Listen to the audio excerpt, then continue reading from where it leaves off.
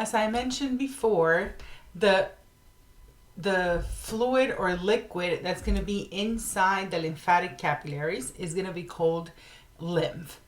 And the way that lymph forms, or the composition of lymph, it's going to depend on the composition of something called tissue fluid. And when we talk about tissue fluid, we're really talking about interstitial fluid. Okay? So let me go ahead and do that. So let's say that we have the blood vessels.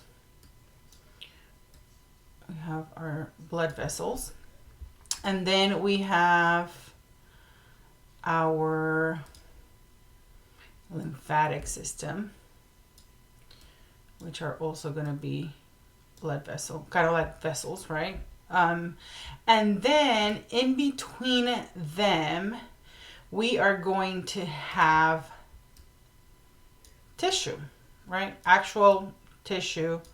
Those are cells with nuclei. I chose the wrong color for tissue, but there you go. Hopefully you can see that yellow. So we're going to have tissue. Then, do black. We had talked about that anything inside the blood vessel, it was going to be called intravascular. Anything inside the cells is called intracellular. And then this space that is between tissue and blood vessels, and also between tissue and lymphatic system, that is going to be called the interstitial space. That interstitial space, it's going to have fluid in it, and that's going to be called interstitial fluid. And in this situation, it's going to be called tissue fluid. Okay? Now, how does that tissue fluid forms? Well, that tissue fluid, because it's located next to the blood vessel, right? Remember that these are blood vessels, and it is formed by filtration that occurs from the blood vessels into the interstitial fluid. It tends to have the same composition as blood plasma, because it's really just kind of like leaking blood plasma. The difference is that it's not going to have large proteins that are normally present in plasma. The reason for that is because the way that it leaks out, those slits that it uses to leak out, proteins can't fit through them. So it's really going to be the blood plasma minus plasma proteins. That's what that tissue fluid is going to be. Those plasma proteins are going to stay in the blood plasma, and that, because they are in the blood plasma, that increases osmotic pressure in the blood, and therefore fluid goes back into the capillaries, and we don't just drain all of our fluid into the interstitial fluid. Inside that tissue fluid, there's also going to be some nutrients, gases, and hormones. Now, that tissue fluid can then go to the lymphatic system. It can actually go, it already went from the blood to the interstitial fluid, and then from the interstitial fluid, it goes into the lymphatic capillaries, and it becomes lymph. Those lymphatic vessels, very similar to veins, they're going to have very low pressure. Also similar to veins, the lymphatic vessels are going to have valves. We're going to see that in a second. It might be in this slide. Yeah, here we go. There are valves that are going to be present in those lymphatic vessels. Same function as in the venous system. It's to prevent backflow, because again, from the lymphatic capillaries, we want to bring lymph back to the heart, back to the subclavian vein, so that it goes into the right side of the heart, we need to go against gravity. So there are going to be three main mechanisms that are going to be able to push that lymph up, but to prevent it from going back down, then those lymphatic vessels are going to have valves. The three main mechanisms of pushing lymph up to closer to the heart from the lymphatic capillaries. The first one is the same one as in the venous system, which is going to be contraction of skeletal muscles. So because you have those lymphatic vessels everywhere and close to your muscles, whenever you contract your muscles, that is actually going to allow to literally pump that lymph out of where it is and closer to the heart. So it's going to pump it up every time you walk and you contract your muscles. That's going to also push it up. That's the reason why people that have edema, especially in their legs, which is a very common place for edema, those people can actually get massages, and that decreases edema. Because with the movement of your hands, massaging a leg, for example, that is literally going to be pushing that fluid into the lymphatic system and up out of the leg through the lymphatic system. And because of the valves, that fluid cannot go back in.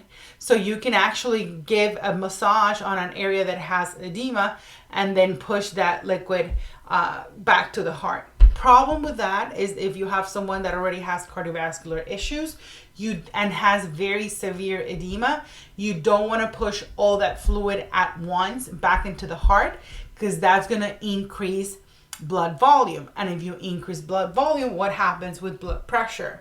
It goes up. So you don't want to do that super quickly. Okay, you have to do it a little bit at a time. The second way that you can bring that lymph up against gravity is because, and this is something that we'll talk about when we talk about the respiratory system, and it is that when you inhale, you actually create a vacuum inside your thoracic cavity that decreases the pressure inside the thoracic cavity, and that is why your lungs expand.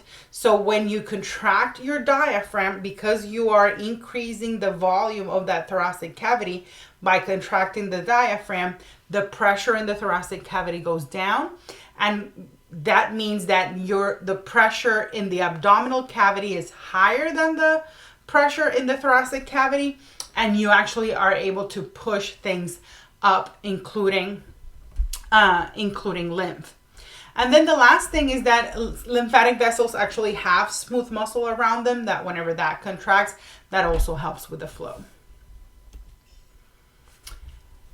Here again are the main functions of the lymph. We already mentioned that it's important for absorbing fats that have been ingested and are present in the small intestine.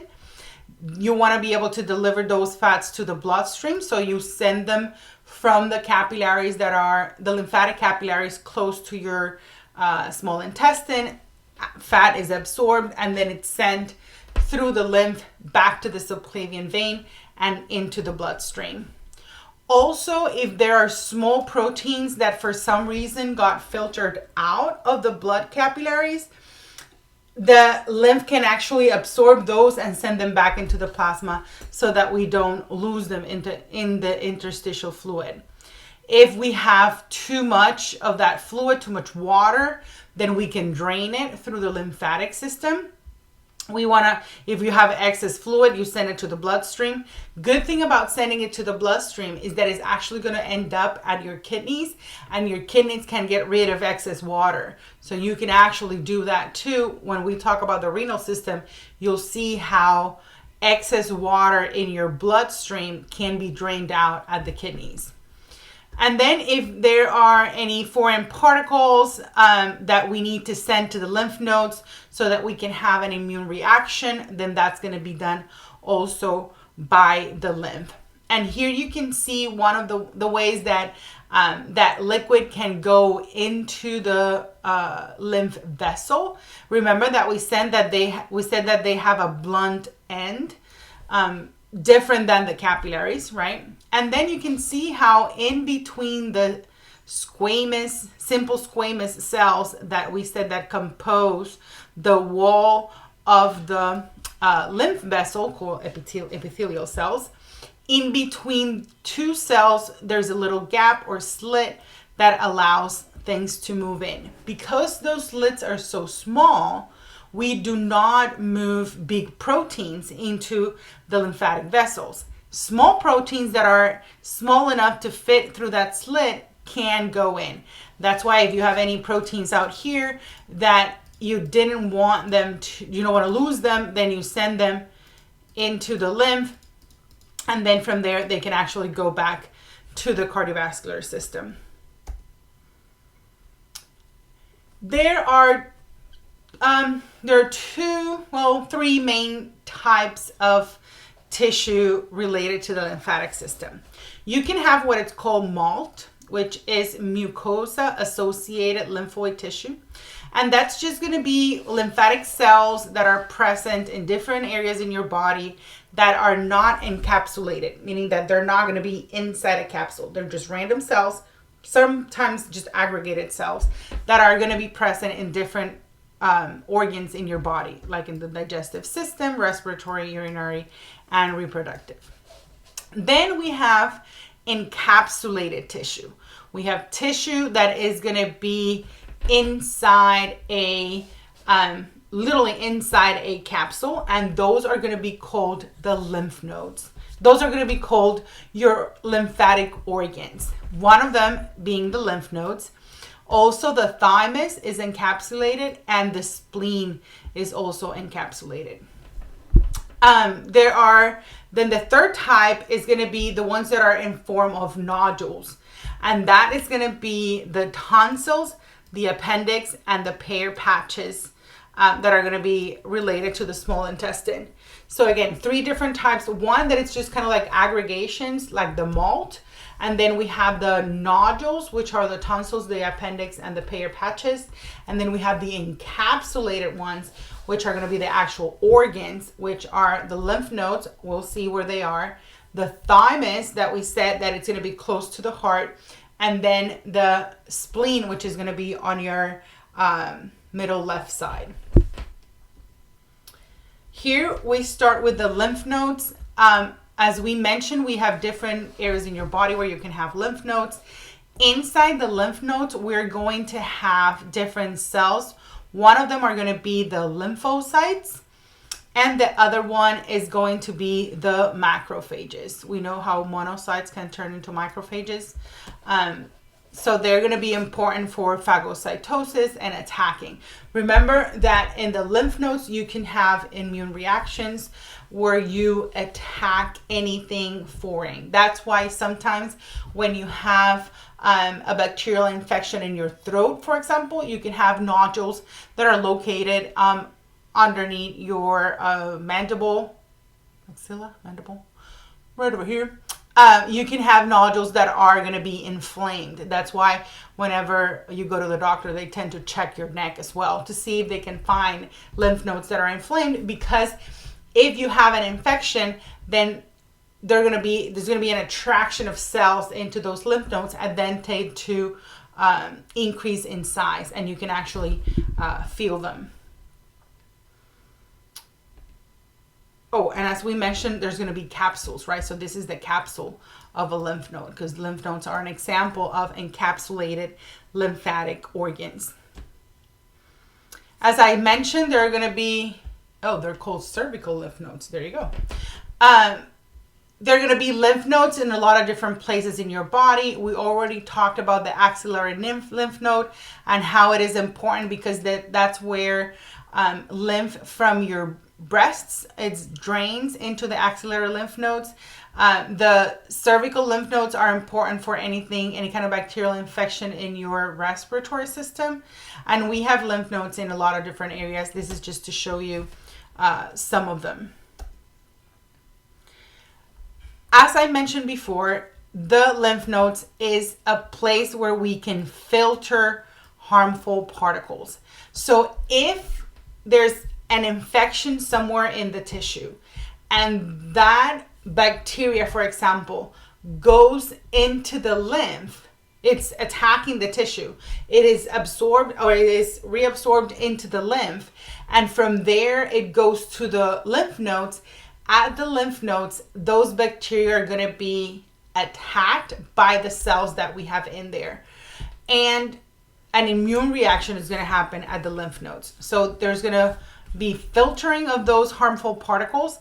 And also it's going to be important it's an important place for monitoring what's happening in your body, because there are going to be cells in there that not only can attack something new, but they can also remember something old that has been there, and they already have kind of like a plan on how to attack it, and they can do that as well. And lymphocytes and macrophages are going to be important for those two functions. The lymph nodes are also locations where we can make lymphocytes. Hopefully you remember from our blood class that we said that lymphocytes, BNT lymphocytes, are made in the red bone marrow. In addition to that red bone marrow, those lymphocytes, actually the precursors of the lymphocytes, are made in the red bone marrow, but they travel to some lymph nodes, and we can actually make and produce lymphocytes in the lymph nodes. We already mentioned that we can attack pathogens, and that the macrophages are going to be ingesting and that the damaged cells and debris, just the regular function of macrophages.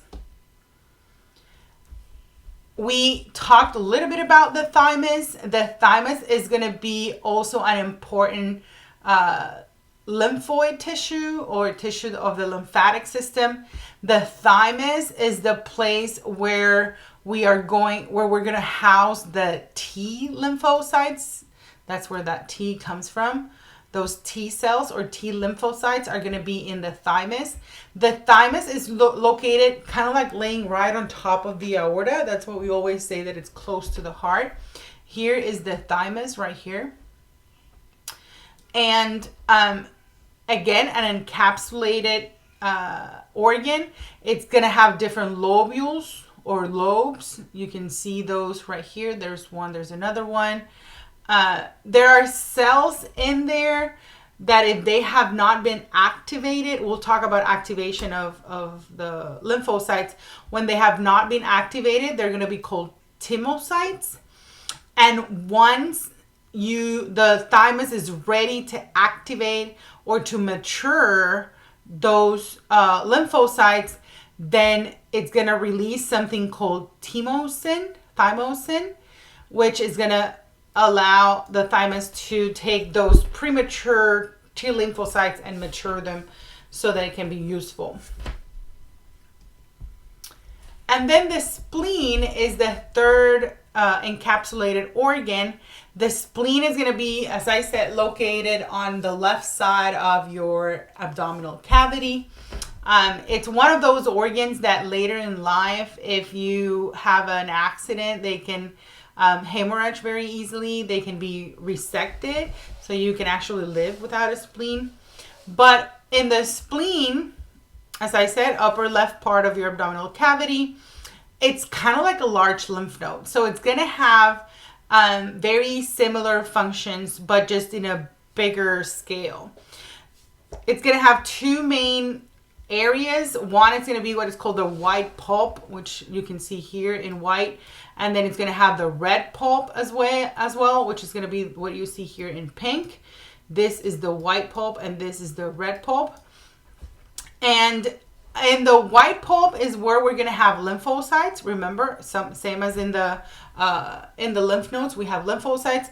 And then in the red pulp is where we're also going to have some lymphocytes, but it's red because we have red blood cells, and we also have macrophages. So the spleen is also going to be an important site for production of lymphocytes and for immune reactions to start.